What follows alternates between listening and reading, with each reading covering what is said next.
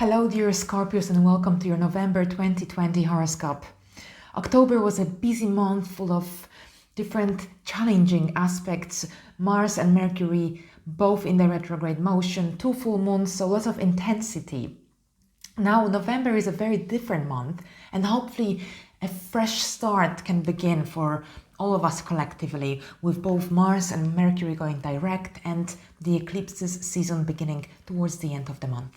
So let's break this month down for you. On the 3rd of November, we've got Mercury going direct in Libra, and this is in your 12th house. So over the last few weeks, when Mercury was in a retrograde motion in your 12th house, you may have gone inwards.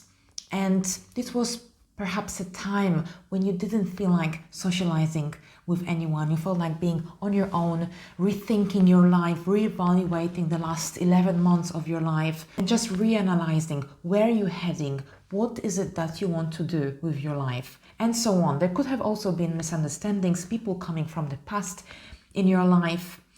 And with Mercury going direct in this area, it will be much smoother and easier for you to deal with communication with others, but also to just reflect on your life in a less disturbed and easier way. And on the 10th of the month, we've got Mercury moving into your first house. So after spending a few weeks, maybe by yourself many times, maybe writing diaries, meditating, feeling a bit confused, lost, misunderstood, now with Mercury moving into your first house, you have this urge to communicate with others. This is also a good time for doing some presentations or public speaking, or just dealing with some consultations through Zoom. And also for Scorpios, it can be quite difficult to talk about yourselves because Scorpios are quite private. And now here with Mercury going into your first house, you may find it easy to talk about your life, about yourself, about your personality. It might just come more naturally than usual.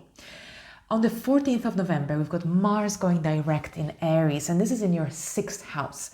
So Mars has been retrograde in your 6th house of work, daily life, daily routine, daily habits, also the house of exercise and health.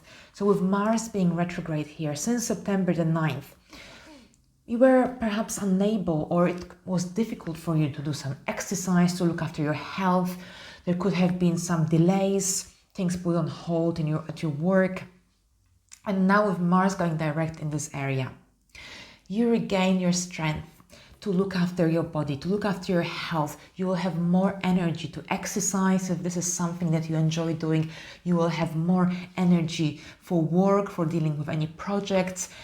The projects that were put on hold during the time that Mercury was in a retrograde motion, now they will move ahead. So it will be a very, very quick, very fast time for you, dear Scorpios, in your daily life. Once Mars goes direct, everything will go quite quickly, quite smoothly as well, since Mercury is also in a direct motion at this time.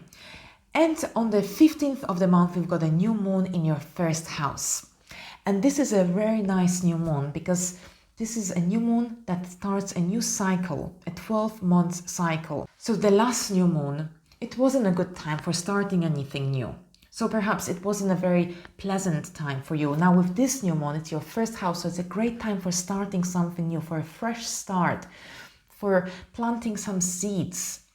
A wonderful time for new beginnings, connected to your personal life, to your personal projects, something to do with your look, with your appearance, or something to do also with how you project yourself to others, what impression you make on others. And this will be especially important from the 21st of November, when Venus moves into your sign and into your first house. And this will be a time when you make a fantastic impression on others, a loving and charming. So it's a fantastic time for doing presentations, on dealing with people on a face-to-face basis, or even online, but as long as they see you, because you present yourself so well, you make a really great impression on others. So it's also a good time for going on dates as well. And also this is a time when you may want to pamper yourself, change something in your appearance, and generally improve something in yourself. And on the 22nd of the month, the Sun moves into your 2nd house, the house of income, self-esteem, resources. And this is where your mind will be centered around this time. This is a good time for dealing with your finances, for dealing with your resources. This is a busy time, so you may get some additional opportunities to generate more income. You may come up with new ideas as well. You might want to buy something for yourself, especially since Venus is in your first house. So you may want to pamper yourself, get some luxurious objects, some new resources, something to improve your life, to improve your self-esteem, to make you feel more secure as well. And the month ends with a full moon lunar eclipse in Gemini, and this is in your third house of communication and mind, siblings, neighbors, and also short trips.